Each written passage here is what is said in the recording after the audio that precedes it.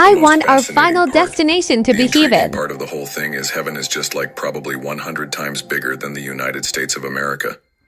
It's a vast continent by itself, so big because of billions of souls for the past 6,000 years as history records. So Dr. Billy Graham used to say the Bible is the record of 6,000 years of mankind. Very correct. So you see the heaven full of people, especially the first phase, and many people think that they will go there and do this and that. No, no. If you read Psalms 104:34, the psalm says, Lord, the very meditation of you is sweet, the very meditation of yours. Then what about his very presence? In Psalms 43:4 he says, you are my exceeding joy.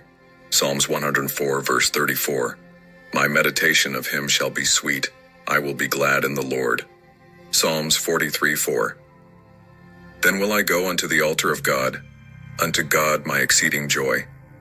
Yea, upon the harp will I praise thee, O God my God. So in heaven, when the souls go to heaven, they are received by the angels of God. Sometimes the angels of God are sent to your deathbed, the moment your soul comes out of your body. You wonder where you are now. The soul feels that he or she's alive, they just don't realize that they have left the body forever, and just to make them comfortable, the angels of God come to accompany them to heaven. Sometimes for people who have the lowest spiritual life in the world, who gave their hearts at the last moment and they'll be comfortable only with the relatives and friends, the Lord in his great mercy will send the souls of the people related to them, and are very dear to them to receive them.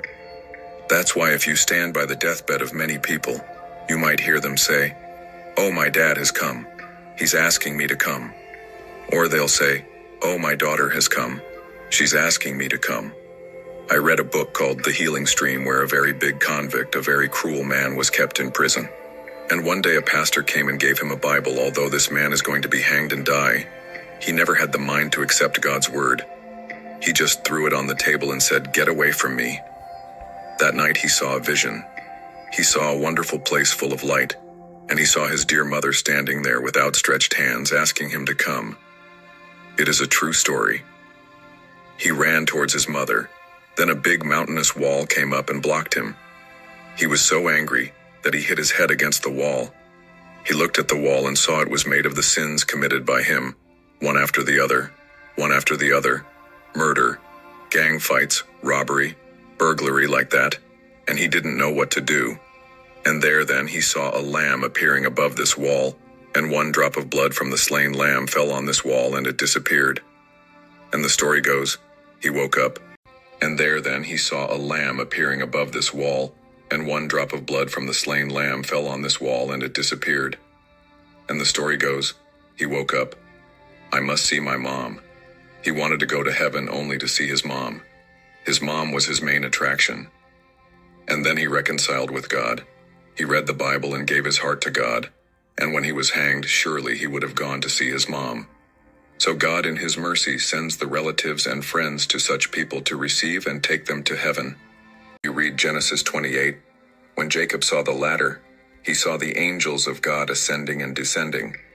So like that, some souls come up on that ladder. Sometimes the angels of God come as you read in the story of Lazarus the beggar, man, how Lazarus was dead, and his soul was carried by the angels of God to the bosom of Abraham.